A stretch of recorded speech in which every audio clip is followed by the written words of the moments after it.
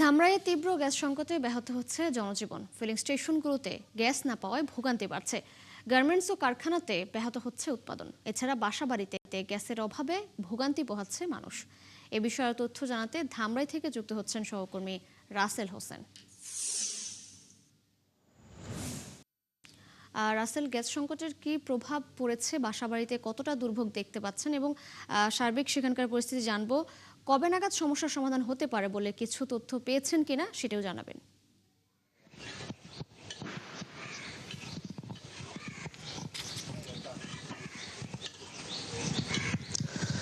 তিশা, আপনাকে ধন্যবাদ। আমি এই মুহূর্তে রয়েছি কালামপুর এলাকার একটি বাসাবাড়িতে। যে আমার পেছনে দেখতেই পাচ্ছেন, তারা এই মুহূর্তে কিন্তু রান্না করছে।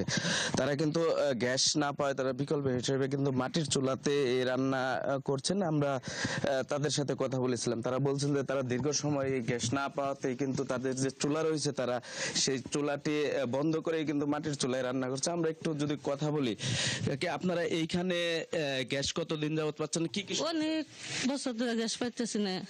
আমরা মাটির চুলায় রান্ধি, বিল দিই, গ্যাস পাই না। নাকড়িতে রান্ধি, রান্না করে যে দুমাই নষ্ট জায়গা, গ্যাস দেয় না আমাকে সমস্যা। আপনারা কি চান? আমরা গ্যাস চাই। ধন্যবাদ। শুনছিলেন যে একজন বলছিলেন যে তারা কিন্তু গ্যাস বিল দিলেও তারা এই মাটির চুলাতে আবার রান্না করতে। আরেকজনের সাথে কথা বলে, কাকা, এই আপনাদের এই এলাকায় কতদিন যাবত গ্যাস সমস্যা হচ্ছে? অনেক দীর্ঘদিন ধরে আমরা গ্যাস পাই না। আমরা গ্যাস এইগুলো ঠিকই দিবে নিছি।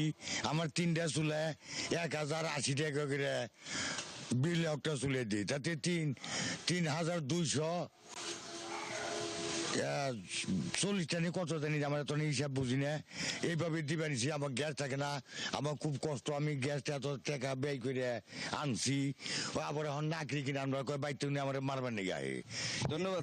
শুনছিলেন যে একজন চাচার সাথে কথা বলছিলাম, তিনি যেমনটি বলছেন যে গ্যাসের কারণে তাদের নানা দুর্ভোগ হচ্ছে। আর একটা বিষয় জানাই, আমরা এই গ্যাসের সংকটের বিষয়ে যে ধামরাই যে আঞ্চলিক তিতাস অফিস রয়েছে তার সাথে কথা বলেছিলাম। তিনি যেমনটি বলছেন যে মূলত জাতীয় গ্রিডে এই গ্যাস সংকট দেখা দিয়ে ধামরাইতেও কিন্তু এই গ্যাস সংকট দেখা দিয়েছে। যদি রাসেল হোসেন, আপনি আছেন সেখানে, খোঁজখবর রাখতে থাকুন, হয়তো পরবর্তী সংযোগে আবারও যুক্ত হব। দর্শক, ধামরাই থেকে তীব্র গ্যাস সংকটের খবরাখবর নিয়ে যুক্ত ছিলেন আমাদের সহকর্মী রাসেল হোসেন।